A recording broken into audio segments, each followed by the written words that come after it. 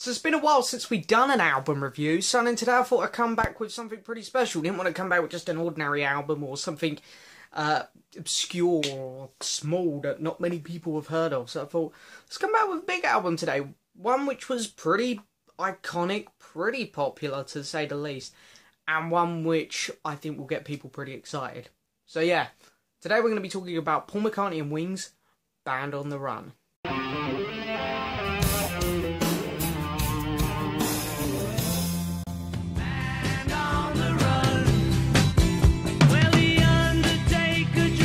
So hello and yes, welcome back to another video, guys. Now then, it is the first album review I've done here on this channel. Possibly a month. It's been a while. I mean, let's face it, it's been like, yeah, at least a month, I'd say. So anyway, today I thought I'd come back with something pretty big, pretty spectacular. Paul McCartney, Band on the Run. I've been doing Paul McCartney albums in order, chronological order. We reviewed McCartney, then Ram, then Wildlife, and then it was actually one of my last reviews, I think, was Red Rose Speedway. So I thought, well, let's do the next one. The next one up is Band on the Run. So I'm pretty excited to talk to you guys about this one today.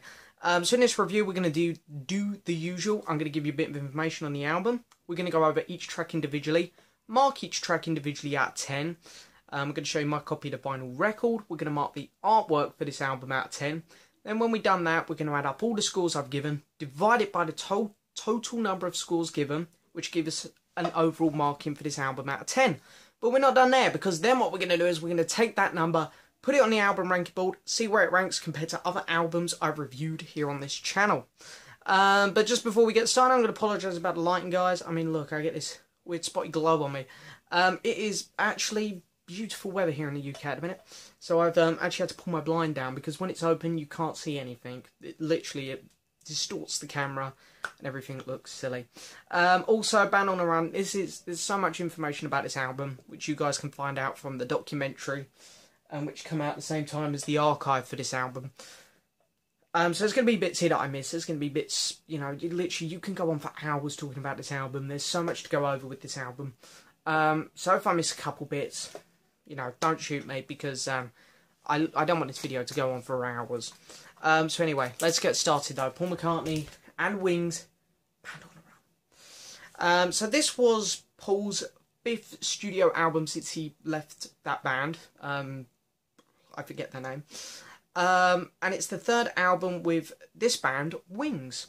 So pretty exciting. And of course, you know, Paul unfortunately had taken a while to get into the groove of a solo career. I really, honestly, you'll see from my reviews, I really do like Wildlife.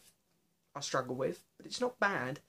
But I really like his other 3 albums. I really like McCartney, Ram and Red Rose. I think they're really good albums. But of course the critics at the time didn't think so. They seemed to put them down. And not many people did, especially with Wildlife and Red Rose, because, you know, sales show that. They weren't great selling records. So Paul was really taking his time to find his groove, but, you know, it almost was like he was building up for something, and then he just exploded on December the 7th, 1973, when this album was released. Because this album here not only was the biggest selling studio album of 1974, it went to #1 in 6 countries, including the UK and the US. This album just blew up. Everyone knew it. Everyone owned it. Had 2 massive singles on, of course, the title track and then a song called Jet. And the album was just incredible. It blew up. It was like the Beatles all over again. It was like almost like getting a Beatles record. There would always be a couple big hits off it. Everyone would buy it. You know, it was almost a thing. You had to buy the latest Beatle record. And it was kind of like Paul would come back to that. You had to buy this Paul McCartney album. You had to own it. You had to hear these singles. So it's really fantastic that Paul got, you know, exploded like this. It was fantastic.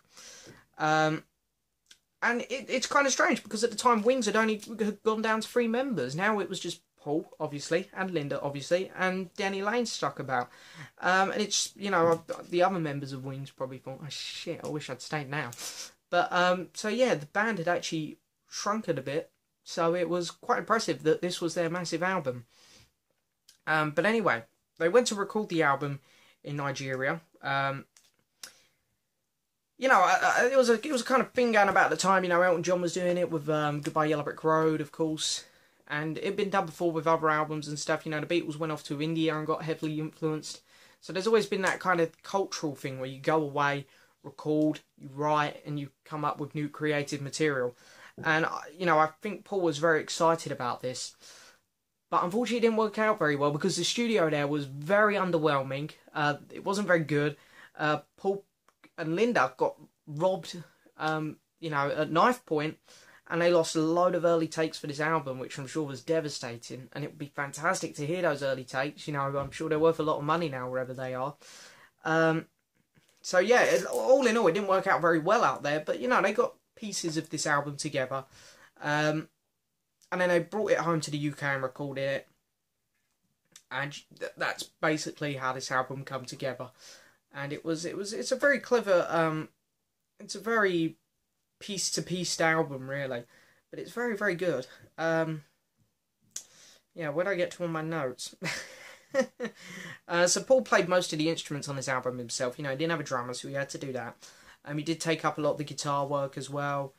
And, you know, all the other bits, you know, helping out Linda with her keyboards and whatnot. You know, he was doing lots of stuff on this album, so it's very impressive. It almost is one of those McCartney albums. There is a bit of a difference between the US and UK release to this album. There was an extra song on the US release of this album, but it was just released as a single here in the UK, Hell on Wheels. So in America, I'm sure it's very strange not having Hell on Wheels open up side 2. But here in the UK, it's very strange having it open side 2. And for this review, I'm not going to include Hell on Wheels in this review. And I know some people are going to be upset about that, because I know some people really like the song, and I'm going to give my quick reasons why. I don't think Paul particularly wanted that on the album, because when he done the archives, he put Hell on Wheels on the bonus disc. He didn't include it on the album. And I know Paul was very heavily involved in the remastering of this album. So I think Paul also looks at it as a single more than an album track. Plus, I don't like the song much, if I'm being honest, so I don't want it to influence the scoring of this album, because it wouldn't get a great score, so it would bring the album down for me, so I've actually left it off. But anyway, it was also Paul's last album on Apple, which is pretty sad, you know, Apple. Anyway, you know, we all knew that, you know, we all know the story now. Apple didn't last as long as we'd all hoped. But anyway, now let's get on to the tracks. There's 9 tracks on this album. We got 5 on the A side and then 4 on the B side. And it opens up with the title track, Band on the Run. And Paul has said that there's a million things put together in Band on the Run behind the lyrics. You know, there's lots of different meanings. But, you know, there's 2 things towards Band on the Run. It's a kind of freedom song. You know, getting out there, Band on the Run, we're out there again. Kind of going back to, like, Paul just saying he wanted to start out as a new band at Wings. You know, wanted to go back on the road, not be too serious. And then he said it was also really influenced by something that George Harrison said in one of the last Beatles meetings. When they were all stressed and not getting along as well as what they should have been. And George said, if we ever get out of here. And Paul really liked that line. So, of course, you guys know that's a pretty big line in this song. So that really heavily influenced this song as well. The song goes through 3 stages, basically. I mean, it's no Stairway to Heaven, but it's still very, very good and very, very clever in what it does. Because it starts off really slow, you know, with just the keyboards and the bass, which balance off each other so well. And Paul's vocals are great.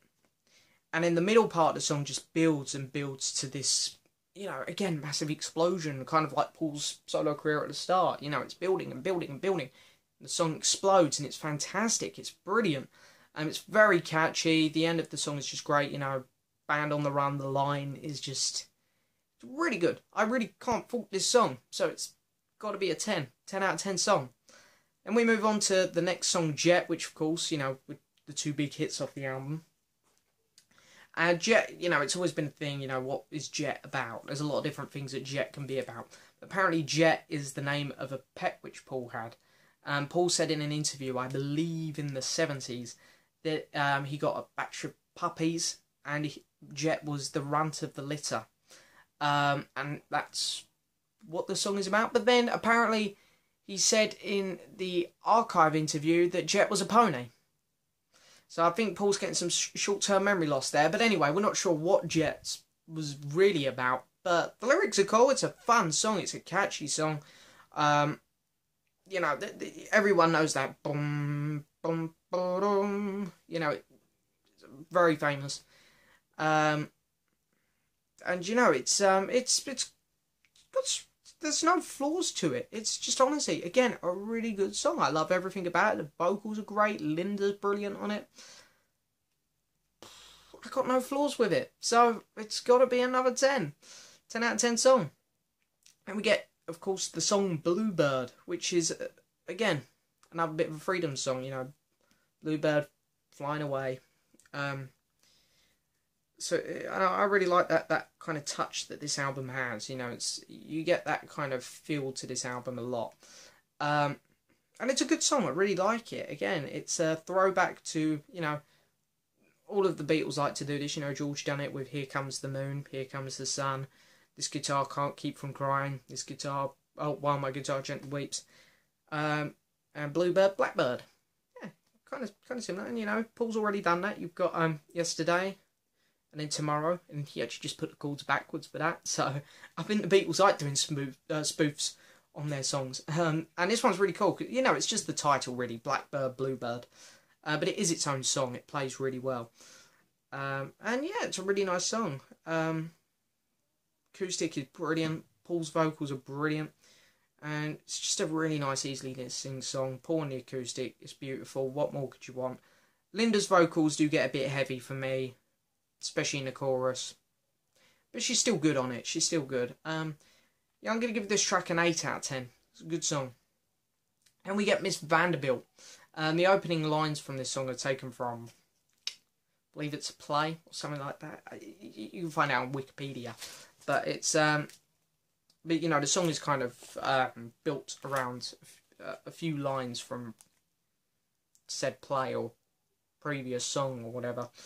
But Miss Vanderbilt, yeah, it's a really fun song. It's very catchy. It's kind of wacky. I'd say wacky to describe this song. But the bass in it is great. It also has a great guitar solo on it. Paul's vocals are brilliant.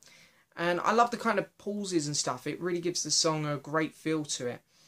The song's just balanced really well.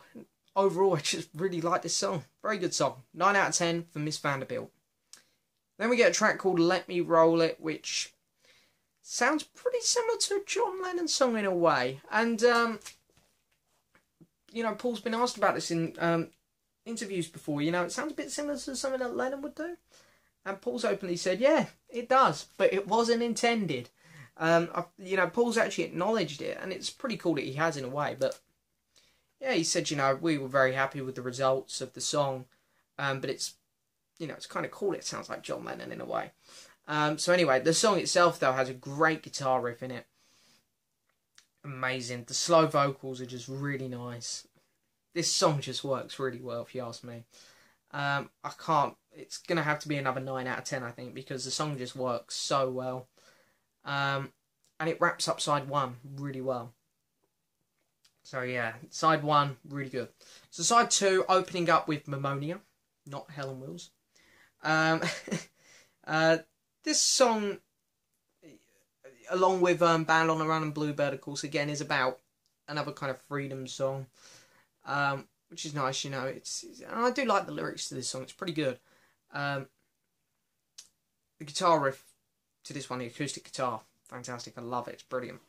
The vocals and lyrics are really good. They all work really well together. I love the repeat on the vocals at the end. It's like pausing a line. After he's sung it, you'll hear him, like an echo version of him sing it again. I like that. It's pretty cool. It gives the song a bit more of an edge. And yeah, it's overall, you know, it's a good song, but it's a tad too long and a bit repetitive. It's quite a long song. I don't think this one needs to be that long. It does go on a little bit more than it needs to.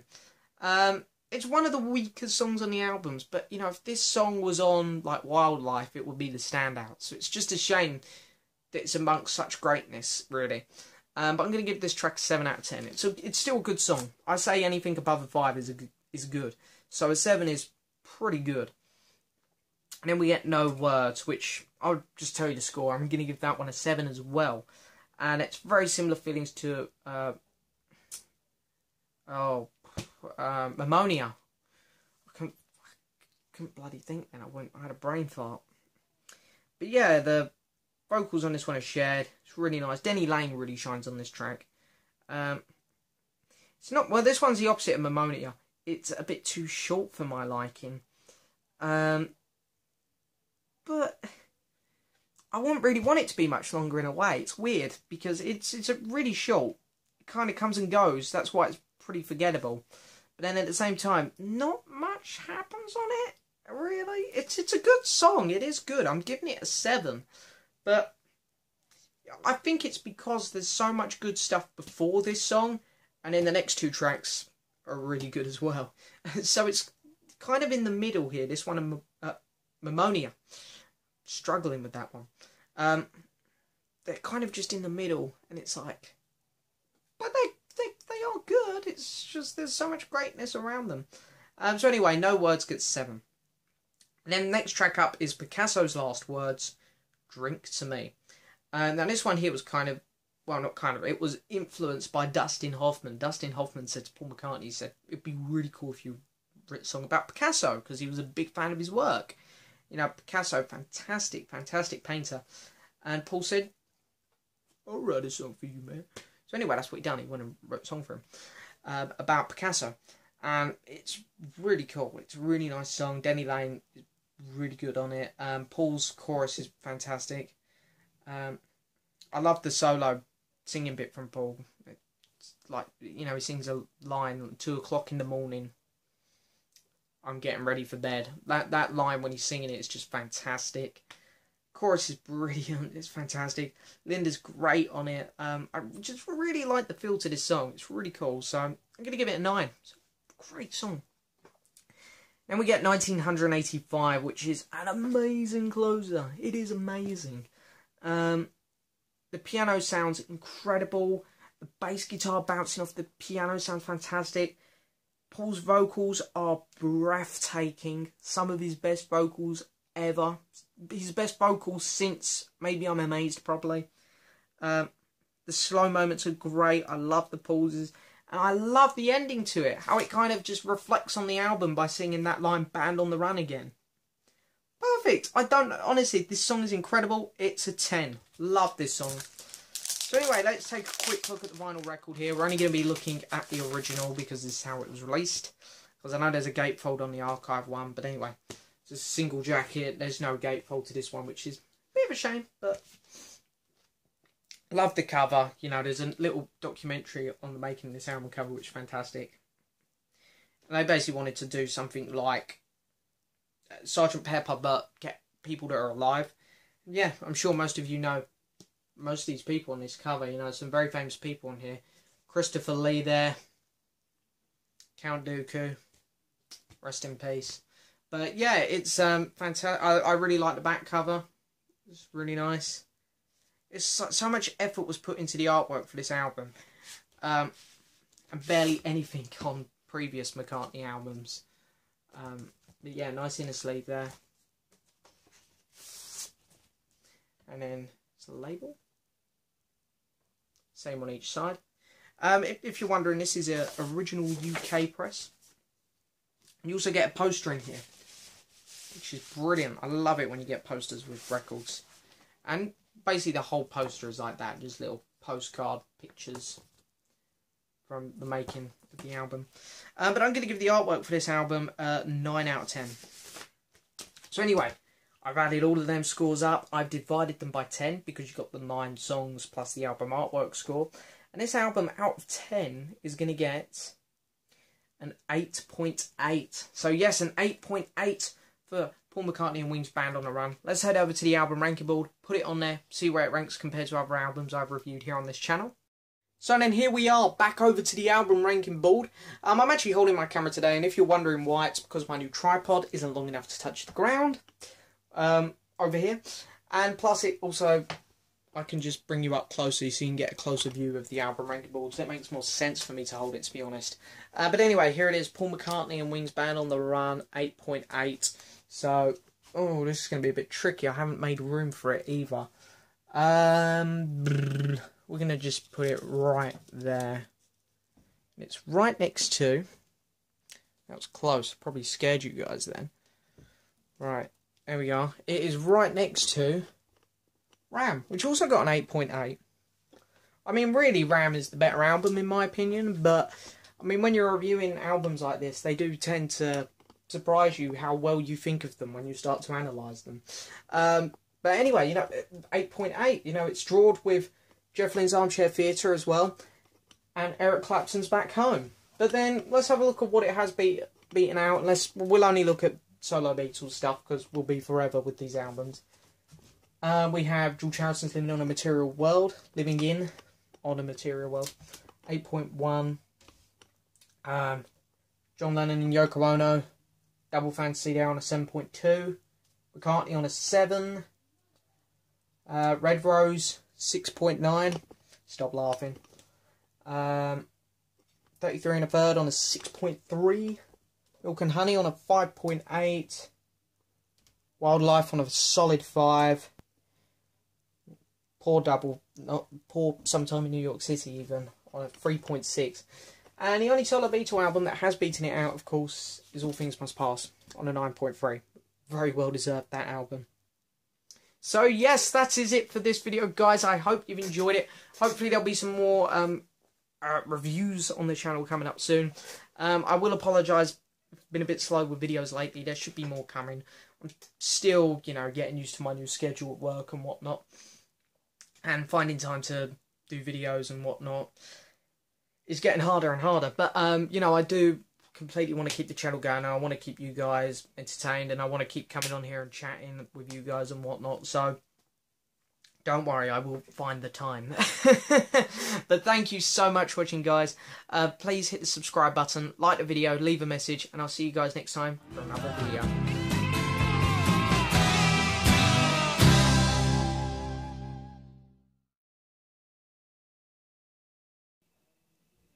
So it's been a long time since we messed that up. Baskio! Well done, James.